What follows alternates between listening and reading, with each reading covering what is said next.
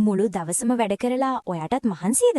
එහෙනම් මේ දේ අනිවාර්යෙන්ම කරන්න. ඇල්මරුණු වතුර බඳුනකට එප්සම් සෝල්ට්, ඒ කියන්නේ මැග්නීසියම් සල්ෆේට් මේස හැඳි දෙකක්, ඇපල් සයිඩර් විනෙගර් සහ ලැවෙන්ඩර් ඔයිල් බින්දු කිහිපයක් එකතු කරලා විනාඩි 15ක් පාද පොඟවන්න. අපේ පාදවල ශරීරයේ සෑම අවයවයකටම සම්බන්ධ ස්නායු අග්‍ර 7000කට වඩා තියෙනවා. අපේ සිරුරේ විශාලතම රෝම කූප තියෙන්නේ පාදවලයි. ඒ නිසා පාද සංසුන් කරනවා කියන්නේ මුළු ශරීරයම සංසුන් කරනවා කියන එකයි.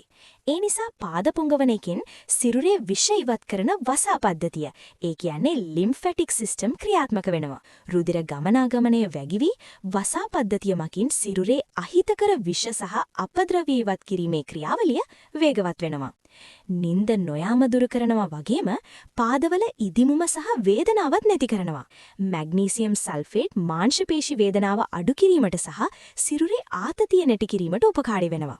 ඇපල් සයිඩර් විනෙගර් පාදවල දුගඳ නැති කිරීමට, බැක්ටීරියා සහ දිලීර ආසාදන මර්ධනය කිරීමට ඉතා ගුණදායකයි. ලැවෙන්ඩර් ඔයිල් වලින් සුවදායක නිින්දක් සහ මානසික සහනය ලබා දෙනවා. විනාඩි 15කට පස්සේ ෆුට් ස්ටෝන් එකක් පාවිච්චි කරලා පාදවල තියෙන මැරුණු සම ඉවත් කරන්න. මේකෙන් ඔයාගේ දෙපා හරිම මෘදු වෙනවා. දැන් ඔබේ නියපොතු නිවැරදිව කපා පිරිසිදු කරගන්න.